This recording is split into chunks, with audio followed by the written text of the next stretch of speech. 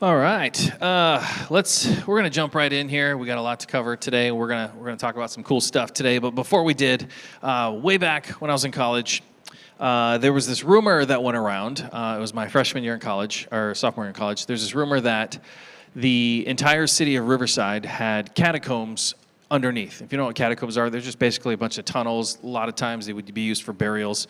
I don't know. We didn't find a dead body, but the rumor was there, and that one of the entrances to the catacombs happened to be on our campus in the cafeteria, like in the basement. So of course, it was off limits. You weren't allowed to go in there, but that was more of a suggestion than a rule to me. So I decided, let's just go. And a bunch of us went. There was about 8 of us, and we decided that we were going to go down into the catacombs and explore them, for science. So we had our little flashlights. We had those stupid ever-ready flashlights where you had to shake them to make them work. You know how horror movies begin, where the light keeps flickering? That was our flashlights.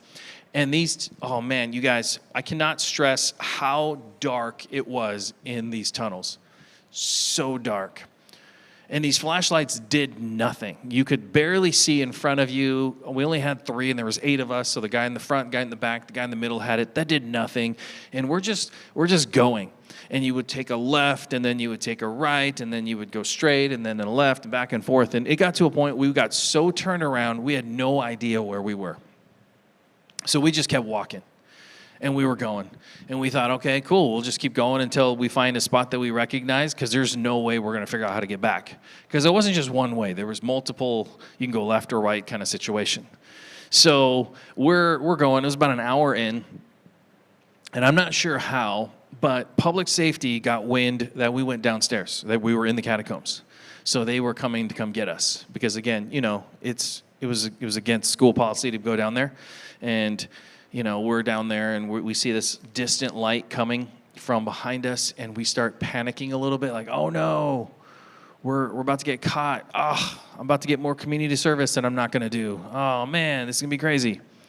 And we're just kind of figuring out what to do. We don't know how to get back, so we decided, let's just go faster. We couldn't run because, again, there was overhead. There was a lot of stuff. We didn't want to hurt ourselves.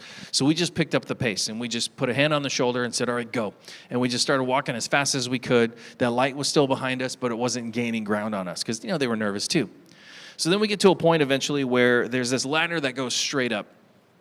And we decide, let's just see what's up there. So one guy takes the ladder, goes up to the top, and he tries, there's like a trap door kind of thing, and he tries to push it. He's like, it's like a steel door, I can't seem to push it. So one of the other guys come up, and they help him, and together they're able to push it open, and we look up, and this is like 2 a.m, and we see the moonlight, and we see the stars, and we were so excited. We're like, freedom. It was like Shawshank, we had escaped this thing. And so we go up to this thing, we all come out, we slowly and carefully close the trap door because we don't want to give away where we are. So we slowly and close it, and we look around to see where we're at. So we stand up and we kind of just look around. Where are we? And we had noticed that we were on the far end of the city block. So Cal Baptist owns basically this entire huge block in Riverside. And we started in one corner, which is where the cafeteria and the main campus was. And we had moved our way through this rat's nest and made our way to the far, far end of the property where there was a bunch of apartment buildings. Probably about 400 yards, 500 yards, pretty far. And one of the guys happened to he lived in those apartments, so he's like, hey, we'll just go hang out in my apartment. We'll hang out until, the fuzz go leave us alone. And so we go in there, we just hang out a couple hours, watch some TV, et cetera, et cetera. Eventually, we decide, okay, cool, the coast is clear, and we start making our way back to our dorms. And as we're kind of heading back to our dorms, we realize that there's no one coming after us, that we didn't get caught this time. And we had this amazing escape.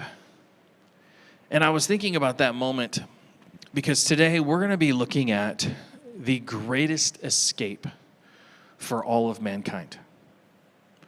And before we talk about that, we're going to start in Mark chapter 15. We're going to start in verse 1, and this is the crucifixion of Jesus, and we're going to work our way through. Verse 1, very early in the morning, the leading priests, the elders, the teachers of the law, the entire high council met to discuss their next step. They bound Jesus, led him away, and took him to Pilate. the Roman governor. So early is when you had to do things if you were a Jew, because Pilate is a Roman. He did not like the Jews. They were beneath him. They were slaves. Romans and slaves, they don't mix. So they knew in order to get any kind of conviction from Pilate on this day, they had to be the first one there. So they get up early. They come to his house. Once the sun's up and Pilate gets into his governor business, he's not going to stop to hear us out. And they knew this. So they're basically trying to stack the chips. But then you have to ask yourself this next question. Why did they choose Pilate? He wasn't the only authority in their land. In fact, there was someone that had more authority, which was Herod. And they didn't go to Herod, who was actually technically in Jesus' jurisdiction. I mean, Herod probably would have gave them the conviction they wanted. He did behead his cousin. I mean, John the Baptist was beheaded by Herod. So why would they go to Pilate? Well, because Pilate had a very distinct reputation. He was known as someone that was very cruel, ruthless. He did not care about moral ambiguity or feelings or any of that stuff. And he was notorious for his dislike of Jews. So they were going to the person that they thought was going to give them the best shot of taking Jesus down. So then they come to him and they bring Jesus, and Pilate asked Jesus, verse 2, "Are you the king of Jews?" Jesus replied, "You have said it." Very interesting claim now at this point.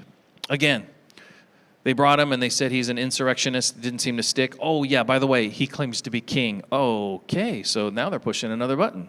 So a king who's not recognized by the Roman Empire is now a revolutionary. He's a rebel. Okay, I see what you're doing here. But Pilate, he stops. He looks at Jesus and he says, "Is that true, Jesus?" Now, the reason this is interesting is because this is very counter to Pilate's personality. As a Roman, especially in his position and the fact that he didn't like Jews, he didn't have any obligation to listen to any of this. He didn't have any obligation to cross-reference Jesus. He could have just said, "Okay, so you think he's a king? Obviously, that's against Roman law. You're dead. Out. We're done. Done." He didn't have to continue to listen to it. But instead, he says, "Is this true? What they're saying?" And Jesus' response was not yes or no. His response was, "You said it, not me." So this is not an admission of guilt, and Pilate knows that. So this isn't obviously convicting him. Now the leading priests speak up again in verse 3. Then the leading priests kept accusing him of many crimes, and Jesus asked him, "Aren't you going to answer them? What about all these charges that they're bringing against you?" But verse 5, but Jesus said nothing. And now here's the interesting part of this verse. Much to Pilate's surprise. The other translation says he was amazed at the answer. So Pilate doesn't really believe that Jesus is a criminal. He doesn't believe it. He just kind of looks at him and says, these guys they're talking all this about you. You're not going to say anything? All these charges, you're not going to say anything? They're saying that you're starting riots. You know, law and order is very important to the Romans. They're pushing the right buttons. And what does Jesus do? How does he respond? He responds in silence. And because he was silent, it is recorded that Pilate's reaction was amazement. Pilate would have resided over so many trials at this point. He's been doing this a while. He's been in the court of law. He has probably seen every person standing in a courtroom or in front of people, and they would have these charges, and they would be denying, and they would be arguing, and they'd be groveling, and they would reason, and they would debate. But what does Jesus do? He's silent. When your life is on the line and you know the truth, and someone says all these falseness, and their testimony is going to put your life in danger, I mean, most people are going to say, "Nuh-uh, that's not how it went down." So the fact that he was quiet, man, this really threw Pilate off. This wasn't on his bingo card. And because Jesus didn't rebut any of these things, Pilate had no choice but to take the account of the accusers. But before he does, before he passes judgment, he plays one more card. He has a Uno reverse card that he's going to try to play right here. Verse 6. Now, it was the governor's custom each year during the Passover to release one prisoner, anyone the people requested. One of the prisoners at the time was Barabbas, a revolutionary who had committed murder in an uprising.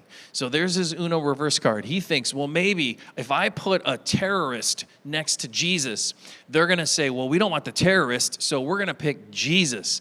But it doesn't quite work out that way. We'll see that in a second. But before we move forward, there's a very important reason why Barabbas was picked. It's very important. Man, I love how the Bible connects with the Old Testament and the New Testament. It is amazing how the Lord works. But if you didn't know, this moment right here goes all the way back to Leviticus chapter 16. Leviticus chapter 16 is known as the order or the process for what was called the Day of Atonement. And if you don't know anything about Jewish customs back in the day, when the people of Israel sinned, they couldn't just confess and then Jesus or God forgave them. They would have to do what was called a sacrifice of an offering. And one day a year, they would have this Day of Atonement where you would bring your sacrifice to the Lord, and the priest, the high priest, would be there, and he would bless the altar, and then you would bring your sacrifice, and in that way, your sins for the year would have been forgiven. And there was a very specific way that they had to do it. And so how it worked was Aaron, in Leviticus, it was Aaron, and Aaron would take two identical goats. Two goats that were identical and without blemish, and they would bring them forward. And then he would cast lots, which is basically he would throw dice. And one of them, it would land on them. And the one that it landed on, that was the goat that they would sacrifice. Then they would take the blood of that goat and they would put it over the altar and they would sprinkle it at the altar, kind of like, Passover, that whole process with the lamb. And they would put that on there, and then in that way, the sins would be atoned for. Now, the other goat, the one that was not picked, that goat, Aaron would take his hand, he would place it on the goat's head, he would say a prayer over it, he would confess the sins of the people of Israel, and then they would just send the goat off into the wilderness. It was free to go. And that goat was known as the scapegoat. So you know that term scapegoat? That's where it came from. Two identical goats, one sacrificed and one set free. So this now connects to why Barabbas is so important. The name Barabbas is also translated Bar Jesus, or Jesus Barabbas. So there are literally two men standing in front of the people named Jesus. Barabbas means son of the Father. Barabbas, son of the Father. Jesus was who? Son of the Father. Two men, same name, same title, standing before the people. Both sacrificial, one would be picked and one would not. So then in verse 8, the crowd went to Pilate and asked him to release a prisoner as usual. Who would you like me to release to you, the king of the Jews? Pilate asked, for he realized that the leading priests had arrested Jesus out of envy. So he saw through their smoke screen. But at this point, the leading priest stirred up the crowd to demand the release of Barabbas instead of Jesus. Pilate asked them, then what should I do with this man that you call the king of the Jews? And they shouted, crucify him. Why, he demanded. What crime has he committed? But the mob roared even louder, crucify him. So to pacify the crowd, he released Barabbas to them. He ordered Jesus flogged with a lead-tipped whip, then turned him over to the Roman soldiers to be crucified. So in this moment, you can see Leviticus 16 coming to absolute fruition right here. The scapegoat is Barabbas. Jesus is the one chosen for the sacrifice, the sacrificial lamb, Jesus Christ right there, so that all of our sins are atoned for in God's eyes. The first point I want to make is that God's plans are bigger than our faith. I love this connection. It just shows how in control God really is, that way back in Leviticus, he was already eyeballing the future and thinking about us, setting the stage and the foundation and the framework for how we are going to finally connect with him once and for all. It just humbles me to think that it is so much bigger than what we think we know. Perhaps you're stuck in a moment right now where you're just wondering, God, what are you doing? Or, God, do you have something else for me? Or why is this even happening, God? But just because we can't see it right now, it doesn't mean that God doesn't have a plan. I promise you, his disciples, they were in a moment wondering, what do we do now? Jesus is arrested. They've been following him for 3 years. Is he really the Son of God? I feel like the Son of God would have more power than this. We spent 3.5 years with him. For what? But God had a plan, even in that moment. So then we get to the crucifixion. Verse 16, the soldiers took Jesus into the courtyard of the governor's headquarters called the Praetorium and called out the entire regiment. They dressed him in purple and they wove thorn branches into a crown, put it on his head, and they saluted him and taunted, "Hail, King of Jews!" And they struck him on the head with a reed stick and spit on him and dropped to their knees in mock worship. And when they were finally tired of mocking him, they took off the purple robe, put his own clothes on him again, and they led him away to be crucified. Purple to symbolize royalty, a crown to symbolize his kingdom, but not done to respect, but to mock. Do you ever think that they seemed super aggressive right here? Because the law said you scourged, then you led them to be crucified. That was the law. All this other stuff that they did, the extra beatings, the spitting, the mocking, the putting the robe on him and tearing him off, all of that was extra. Why? Well, perhaps they were already on edge. Again, historically, there's a couple hundred thousand extra people in the city, and they were all Jews, and Jews and Romans do not mix. So maybe they were a little on edge because now their city is filled with more of the enemy, many of whom are awaiting the return of the Messiah. They already had to arrest a few terrorists, Barabbas and friends. So perhaps this is a stress-relieving moment. Whatever it was, their reactions were probably not what you and I would say are positive. But see, here's the thing about God's love. This is point 2. Our rejections do not change God's love. The people, the system, the leadership, the disciples, all of that rejected Jesus. And God could have easily pulled the plug and said, fine, you guys reject Jesus. I'm done with you guys. He could have sent some angels down to take care of the masses, picked up Jesus and said, come on home. It's easy to read this and shake our heads and think, why would they do this? But honestly, if we were to look at ourselves and think about when we're most stressed and we're most anxious and we're most angry, don't we throw blame at God? I know I have. So after torturing Jesus, they lead him to be crucified. The scourging was done to hasten the death because they didn't want guys hanging on the cross for 2 weeks. So they would scourge them first because there's a lot of blood loss. It's traumatic to the body, all of these things. And as they're leading the person being crucified, what would happen is there'd be someone in the front yelling out the crimes of the person being crucified, whatever that crime was. So they would do this because they're trying to discourage future offenders. They don't want other people to do it. So they would lead them down after they've been scourged. They're carrying their cross, and they would just say, this guy is a killer. This guy is a whatever. This lady is a revolutionist. And they would do this. And again, very interesting how the Bible all connects. If you go all the way back to Mark chapter 8, Jesus tells his disciples, if any of you want to be my followers, you have to take up your own cross and follow me. This is months and months before this moment. How would Jesus know his exact death instrument unless he is the Messiah?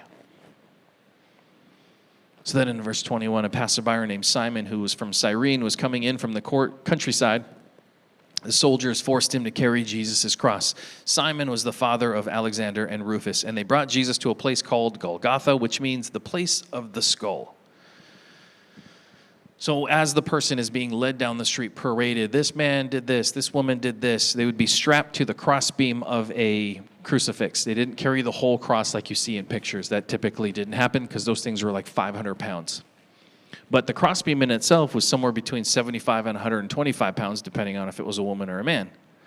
And they were often tied to it with their arms stretched out. So imagine this beam across Jesus' back, and he just couldn't carry it anymore because he was beaten and he was scourged and he had blood loss. So the guards, they didn't want to carry him. That's not their job. So they just grabbed this random guy. But was he random?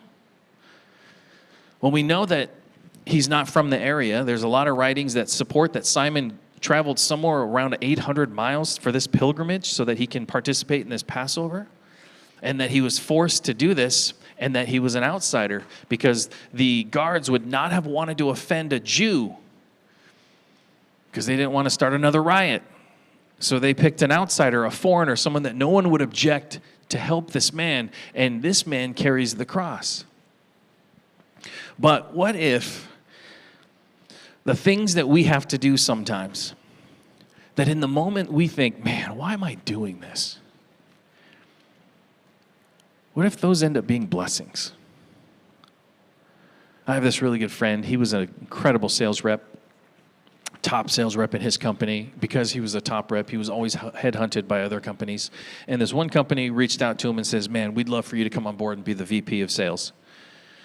And he, took the interview, and they did all they wined and dined him and did all that fun stuff. And as they're presenting this job offer to him, he noticed that in order for him to take this job, he would have to stop being a sales rep. Like, he was just in charge of sales reps. He's no longer going to be selling. And the problem for him in that situation is, one, he loved being a sales rep because his schedule was amazing. He could work when he wanted because he knew whatever he did, that's what he earned. So the dude moved to a house on a golf course, so he could play golf 6 days a week. Like, that's how much free time he gave himself. And his commissions was more than what they were offering in salary, just commissions alone. So he thought, I'm not doing this. This is dumb. This makes no sense for me to take this job. So he goes home, talks to his wife about it, and she says, whatever you want, husband, I will support you. So then he's sitting there, he's hemming and hawing. He's like, I don't really want it. I don't want this job. I don't want this job. Why would I take this job? And he said that there was something inside of him that just kept saying, take the job. And he asked his wife, he said, what do you think? I mean, I don't want it, but something inside of me says, take it. What should I do? And she says, I don't know, follow your heart. She was super supportive. I believe in you. Do the right thing, And so he ended up taking the job, and he said the first 2 years was hard. He's trying to implement a new culture and a new system, and people were pushing back. And he said the first 2 years was ridiculously hard. He questioned why he did it. What am I doing here? I knew I shouldn't have taken this job. And he's just back and forth. And then he said after 2 years, there's a corner that turned. Some of the people that were the worst left. He brought new people in. Everyone started buying into the culture. And then the company started taking off. The sales department started selling in record numbers. And he said the part that was his favorite was not the success. It was the fact that he was able to invest and build into other sales reps and teach them how to do what he did. And they became successful. He said that was the best. He said he found fullness and fulfillment in the fact that he got to be a teacher and someone that got to build. And he said he was so thankful that he took the job. And as he's telling me the story, I stopped him like, there's one other thing, dude. Man, there's a bonus that happened because you took this job. And he said, what? And I said, you got to meet me. And he just laughed. He's like, yeah, that's true. Is that a bonus or a curse? I'm like, I don't know. The Lord gives and takes away, But perhaps there's a moment right now where you're just not sure what's happening and you're just wondering, am I in the right spot? And God has directed you and he's saying, just trust me. For Simon, this is probably the most memorable moment of his life. Because he gets to carry the cross for Jesus. At the time, he doesn't think it's a great moment. He's carrying this 125-pound log while everyone's yelling at and throwing things at Jesus. But the Bible doesn't just record stuff for no reason. Now, there's no 100% way to know this for sure, but I imagine that when Simon was done carrying the cross and Jesus is handed over to the soldiers to be raised on the cross, I imagine that at some point he turned to some of the people around him and maybe he said, who was that guy? What did he do? Just out of basic curiosity, I think we would ask that question. And perhaps it was explained to him, oh, that's Jesus. He did some cool stuff for 3.5 years, but obviously he's not the guy because he died. And not only that, it says that his kids' names we just read that his kids' names were actually written down in these scriptures. The Bible doesn't record things for no reason. Who is Alexander and Rufus? To answer that question, you go all the way to Romans chapter 16. Years after Jesus dies and rises and ascends back to heaven, and they start establishing churches, and there's a man named Rufus that is mentioned by Paul the Apostle as someone that has been helping plant churches. And that happens to be one of Simon's kids' names. Most scholars believe, by taking all the timelines and his geographical area and where Paul planted the church and all these other things, that Rufus was the same man that was mentioned as his son. So here's this moment that he probably didn't want, yet he got to experience blessings because of it. And then in verse 23, they offered him wine drugged with myrrh, but he refused it. So this was just to numb the pain. A lot of times they would take mercy on people that were being executed, and myrrh was a way to dull the senses so you didn't feel the full extent of it. But Jesus didn't want it because he wanted a clear mind. Then verse 24, then the soldiers nailed him to the cross, and they divided his clothes through dice and decided who would get each piece. It was 9 o'clock in the morning when they crucified him.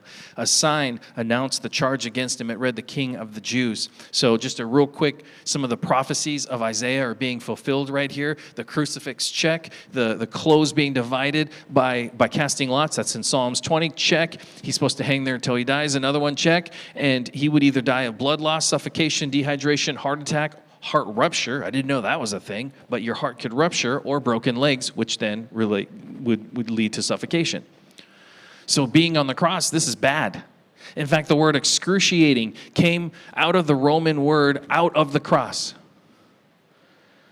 So when we say something is excruciating, oh man, that pain is excruciating, I don't really think it is for you. Because it didn't come out of the cross. That's where that word was invented from. And then in verse 27, 2 revolutionaries were crucified with him, one on his right and one on his left. Well then, save yourself, come down from the cross. And the leading priests and the teachers of the religious law also mocked Jesus. He saved others, they scoffed, but he can't save himself. Let this Messiah, the King of Israel, come down from the cross so that we can see and believe. Even the men who were crucified with Jesus ridiculed him. So the insults are pouring in. Where are you at now, Jesus? You said you have all this power. You said that you have the lineage of being the Son of God. Where are you at now? If that's true, come on down. We will believe. Let's see you get out of this mess. Even those being crucified with him insulted him, at least initially. The last point I want to make is that what we see as terrible, God sees as an opportunity. In the Gospel of Luke, it shows that at least one of the people hanging on the cross believed, and Jesus says, today I welcome you into paradise. But we also know from reading Acts chapter 6 that a lot of those priests that were in that room that condemned Jesus, they ended up becoming followers and believers of Jesus. So even though this was an incredibly heartbreaking moment, so many lives were saved from it. Not just you and I, but a lot of Jews in that time.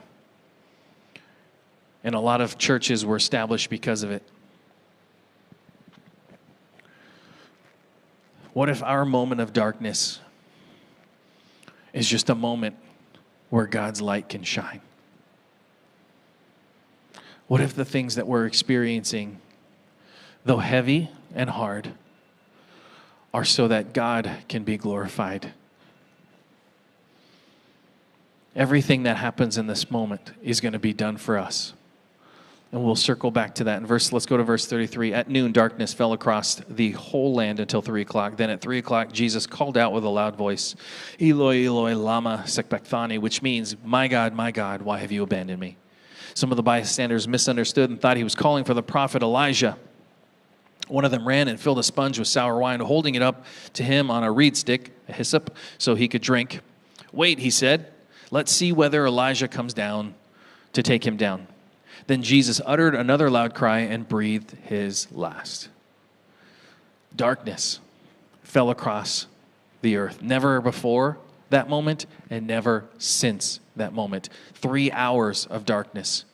Not only is this, again, a fulfillment of prophecy, Isaiah chapter 60, I think this is creation itself groaning in agony. And by the way, this event is recorded by Roman historians along with Jewish historians and Christian historians. So this isn't just the Christians trying to make something up to fulfill a prophecy. This was done by those that wanted nothing to do with Christianity. And I believe that when Jesus cried out, the part that hurt him the most was not the pain that he was in, not the exposed back with the skin ripped off and the concussions and everything else he was experiencing. I don't think that's what he was crying out in pain for. I think he was crying out in pain because he was experiencing for the first time what it felt like to be separated from God. For the first time, he got to feel what humanity was supposed to experience, and he did not like it.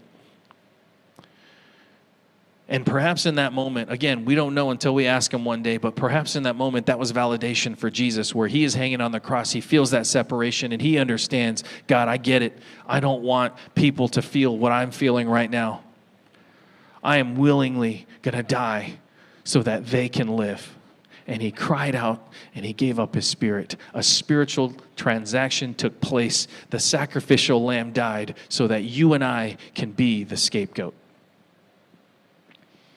And then God does something amazing in verse 38. The curtain in the sanctuary of the temple was torn in two from top to bottom. And when the Roman officer who stood facing him saw how he had died, he exclaimed, "This man truly was the Son of God." Some women were there watching from a distance, including Mary Magdalene, Mary the mother of James, and Salome. They had been followers of Jesus and had cared for him while he was in Galilee. Many other women who had come also with him to Jerusalem were there. So this is, again, interesting to me because after he breathed his last, that spiritual transaction took place. He took the spot that we were supposed to be in. And the visual symbolism of that separation that we had from God was what was called the temple veil that divided the Holy of Holies, the only place that God rested in the temple. And only one time a year when the priest could enter it, that access that was cut off by this veil, it was as if Jesus died and God said, okay, sins are paid for. And he took that veil and he ripped it from heaven all the way down to earth. And he tore it in two. Because it is finished.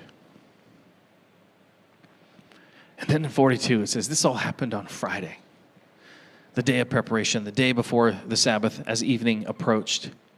Joseph of Arimathea took a risk and went to Pilate and asked for Jesus' body. Joseph was an honored member of the high council, and he was waiting for the kingdom of God to come. Pilate couldn't believe that Jesus had already died, so he called for the Roman officer and asked if he had died yet. The officer confirmed that Jesus was dead, so Pilate told Joseph he could have his body. Joseph bought a long sheet of linen. Then he took Jesus' body down from the cross, wrapped it in the cloth, and laid it in the tomb that had been carved out of a rock. Then he rolled a stone in front of the entrance.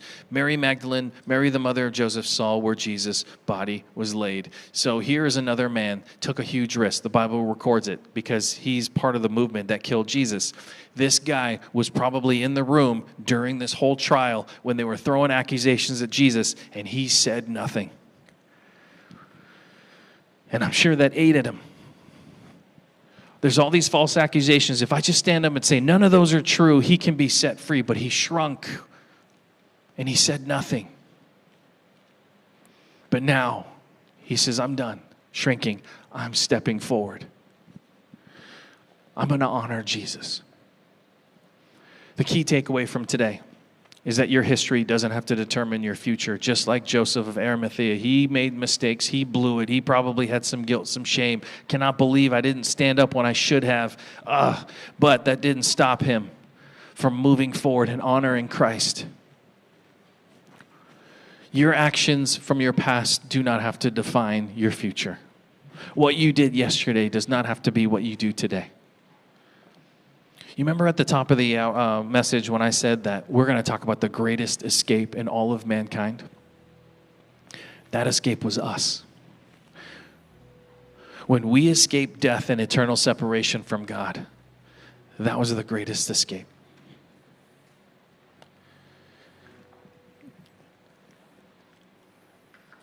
when Barabbas was set free, that was a symbolic reference to you and I being set free. So here's how I'd like to close today. On your chair, there's a name tag with a Sharpie.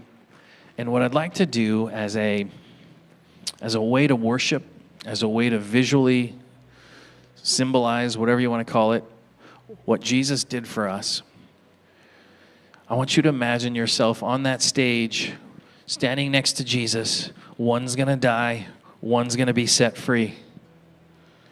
Jesus takes the place of death, and you and I get to be the scapegoat. We get to leave and walk away free.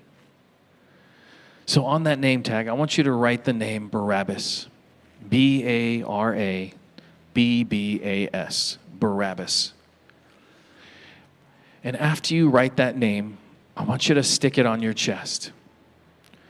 It's your way as we close out today to visually say, you know what? I get to be the scapegoat because of what Jesus did for me.